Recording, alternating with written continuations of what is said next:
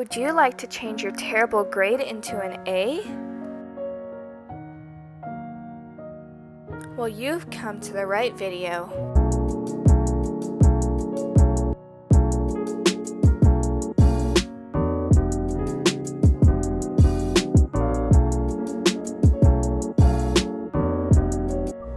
Hey guys, Bold Studies here. Finals are coming, so today I'm going to be talking about effective ways that can help you achieve top marks.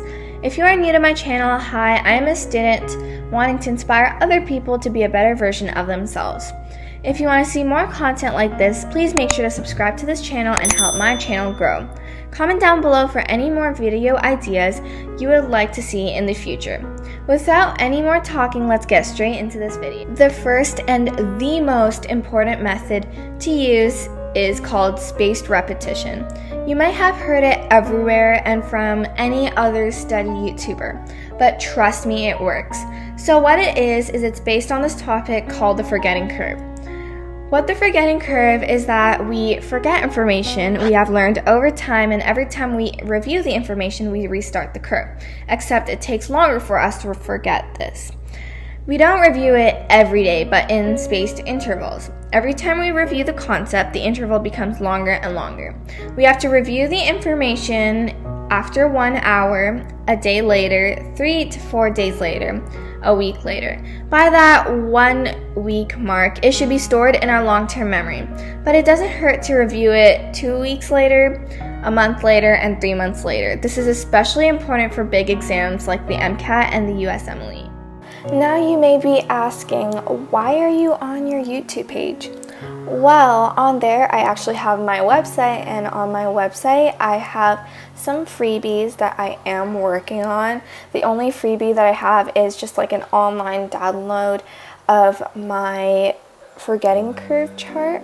So here's my website if you guys didn't see it already. And so there's like a tiny freebies button that may not spot your eye, but it's also on the toolbar.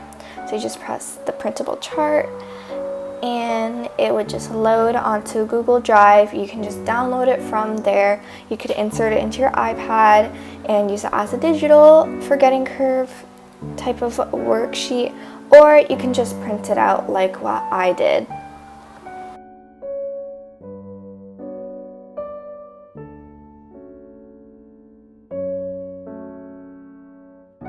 The next method that is important is active recall. Before talking about active recall, we have to go over passive versus active learning.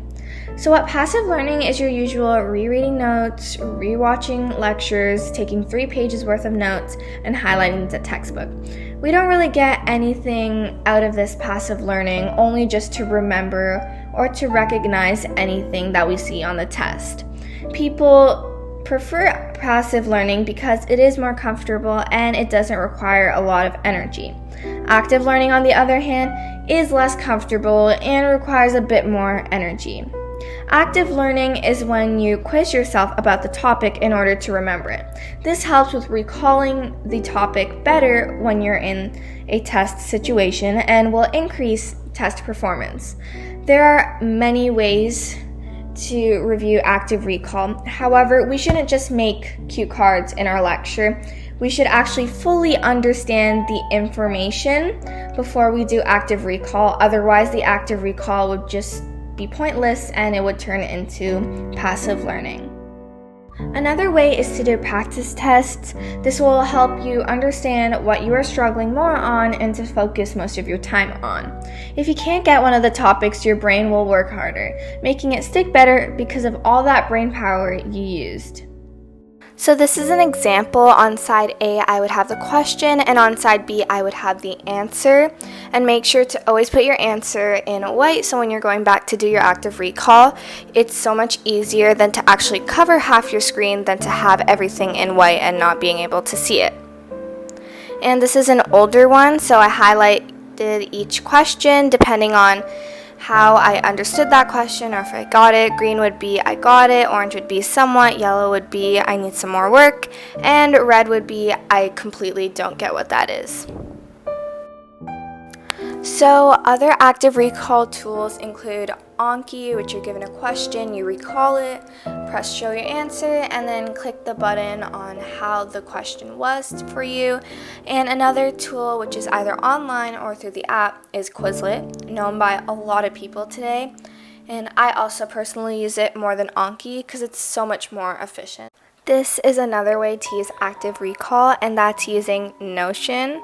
So I just have multiple pages and say I just clicked 8.2, and there's these toggles that you can use where you enter the question and then you press the toggle and then you can write the answer. And so when you're reviewing, you can look at the question and then just actively recall it and then press the toggle, and so then you can see what the answer is.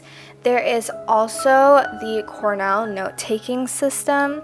I personally don't like Notion's Cornell note-taking system, but you can definitely give it a try. So you have your recall, so your keyword or your relevant question, and you have your notes, plus your summary section. And so here are some examples that Notion gave you. The last way is for essay-based subjects like philosophy. They are mind maps. Mind maps are very underrated and are viewed as a waste of time. However, you will be able to see the connections between each topic so that you would earn more marks and better understand the whole topic. It also helps with mapping out the concept, and for visual learners, it would be so much easier to learn. The connections between all of these topics are usually what teachers are looking for and can also earn you extra marks. So I'm going to be showing you some of my previous examples, the first one being for one of my CELS unit tests, which were 2 essay questions.